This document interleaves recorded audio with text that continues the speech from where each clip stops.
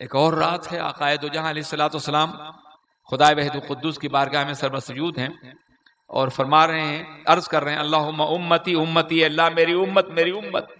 پوری رات یہی کلمہ جاری ہے زبان پہ، مبتدا ہے مگر خبر نہیں ہے، میری امت میری امت.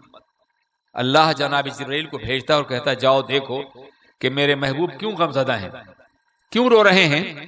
وہ آئے، قدموں میں کھڑے رہے، سوال کی جرات تو نہیں تھی، یہاں تو جبریل بھی پر سمیٹے ہوئے آتے تھے، کھڑے ہیں اور اس کے بعد واپس جاتے ہیں اور اللہ کی بارگاہ میں عرض کرتے ہیں کہ اللہ تیرا محبوب اپنی امت کے بارے میں غمزدہ ہے.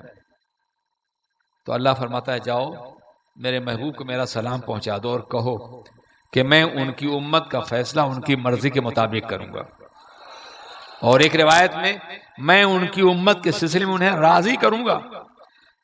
جناب جبریل آتے ہیں، یہ پیغام دیتے ہیں، سرکار سجدے سے سر اٹھاتے ہیں، داڑھی تر ہے، سجدہ گاہ بھیگی ہوئی ہے، رات بھر امت امت کے لیے دعا کرتے رہے ہیں. یہاں صرف یہ کیوں کہہ رہے ہیں اللہ میری امت میری امت؟ پورا جملہ کیوں نہیں کہہ رہے ہیں؟ اس سے پہلے جو دعائیں ہیں اس میں تو اللہ کے رسول سب کچھ فرماتے ہیں، رب حبلی امتی، اللہم ارحم امتی، اللہم اغفر لی امتی. لیکن یہاں اے اللہ میری امت میری امت، کیا مانگ رہے ہیں، کیا طلب کر رہے ہیں؟ یہ واضح نہیں ہے، یہ واضح نہیں ہے. عزیزان ملت، اس کو ایک مثال کے ذریعے سمجھیے کہ ایک ماں ہے جس کا بچہ بیمار ہے، ڈاکٹر آتا ہے تو بہت تفصیل سے بتاتی ہے کہ میرا بچہ سوتا ہے، روتا ہے، کھانا نہیں کھاتا، دودھ نہیں پیتا ہے، بہت بے قرار رہتا ہے، بہت تفصیل سے. لیکن ڈاکٹر اس وقت آ جائے جب بچہ مر رہا ہو تو ماں تفصیل سے نہیں بیان کرے گی، ڈاکٹر میرا بچہ میرا بچہ.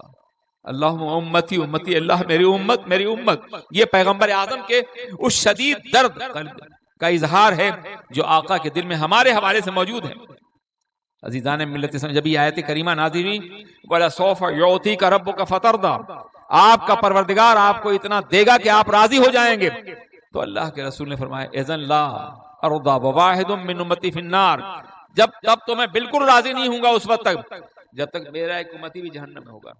آپ تو خوش ہو گئے ہوں گے کہ چلو امتی تو ہے نا، اب تو جہنم میں نہیں جائیں گے. امت کے معنی جماعت اور گروہ کے ہوتے ہیں، خدا نہ کرے ایسا ہو مگر ایک جماعت میں کوئی باقی پیدا ہو جائے یا جماعت کو تسلیم نہ کرے، اصولوں کو نہ مانے تو اسے نکال دیا جاتا ہے. یہ تو کرم ہے کہ ہمارے گناہوں کے بعد انہوں نے اپنی امت میں ہمیں شامل کر رکھا ہے.